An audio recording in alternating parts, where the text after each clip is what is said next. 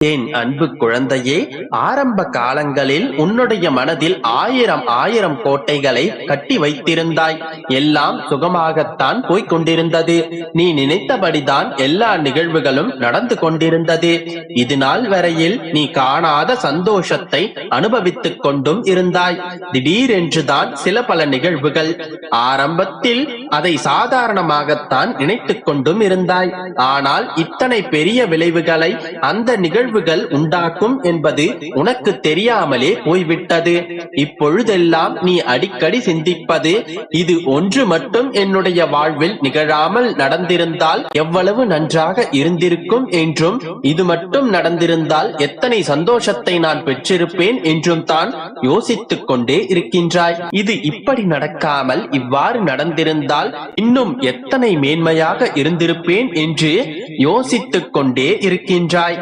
ஆனால் நடந்ததுதான். எல்லாவற்றிற்கும் காரண காரியங்கள் உண்டு. நீ யோசிப்பதில் ஒரு தவறும் இல்லை. ஆனால் நடந்த எதையும் உன்னால் மாற்ற இயலாது. ஆனால் நடக்கப் போவதை உன்னால் மாற்றி அமைக்க முடியும்.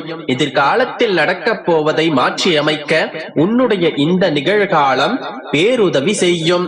சில நேரங்களில் நிச்சயம் நடந்துவிடும் என்று நம்பிக்கை கொள்கின்றாய்.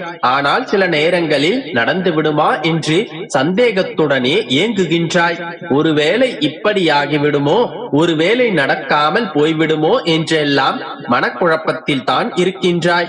இதோ உன்னுடைய மனதில் இருக்கும் அத்தனை கேள்விகளுக்கும் விடை தரவே இன்று நான் வந்துள்ளேன். முதலில் ஏன் இவ்வாறு நடந்தது, எதற்காக இவையெல்லாம் நடந்தது என்பதை சற்று தெரிந்து கொள். உன்னுடைய வாழ்வில் நீ சந்திக்கும் ஒவ்வொருவரும் உனக்காகவே நான் அனுப்பப்பட்டவர்கள். அதில் வேண்டியவர்கள் வேண்டாதவர்கள் என்று யாருமில்லை.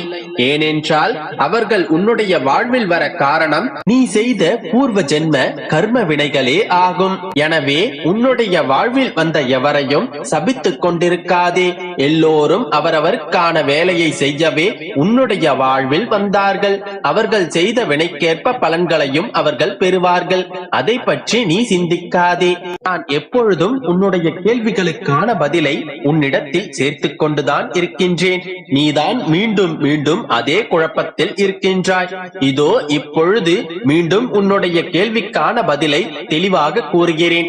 கவனமாக கேள் என் தங்கமே. இப்பொழுது என்னுடைய அருகில் வா. என்னை நேராக பார். என் அருகில் வந்து அமர்ந்து கொள். சிறிது நேரம் அமைதியாக உட்கார்.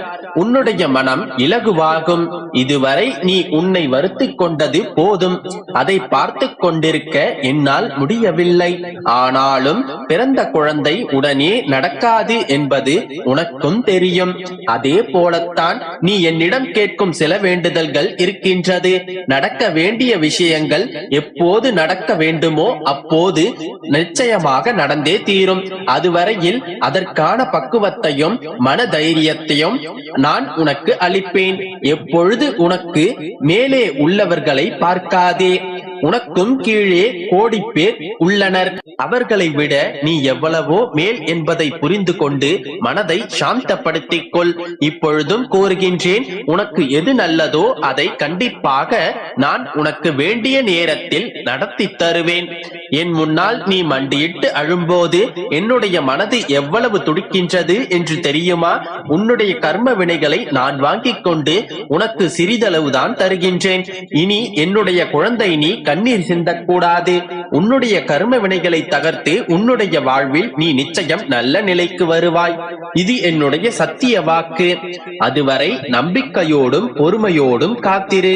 உனக்கு வேண்டியதை விரைவில் நான் உன்னுடைய கைகளில் சேர்ப்பேன். நம்பிக்கையோடு காத்திரு. மற்றவற்றை நான் பார்த்துக் கொள்கின்றேன்.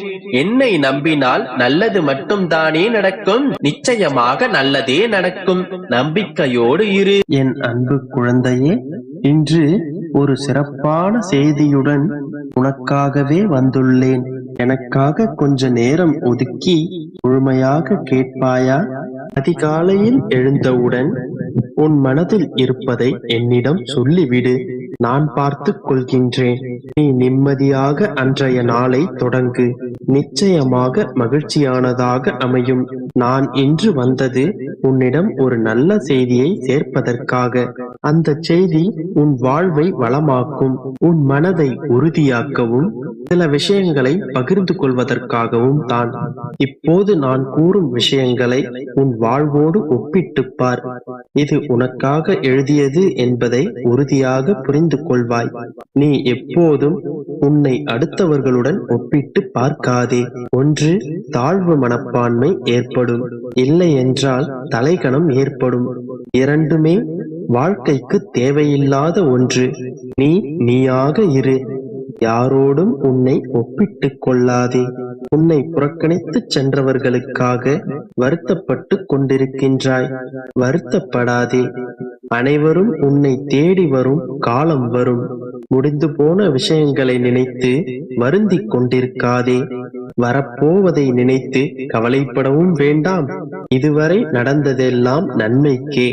இப்பொழுது நடந்து கொண்டிருப்பதும் நன்மைக்கே.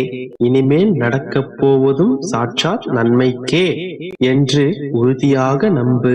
நீ யாரிடம் சரணாகதி அடைந்தாய் என்று தெரியுமா? நீ யாரை நம்பிக்கொண்டிருக்கின்றாய் என்பது உனக்கு புரியுமா?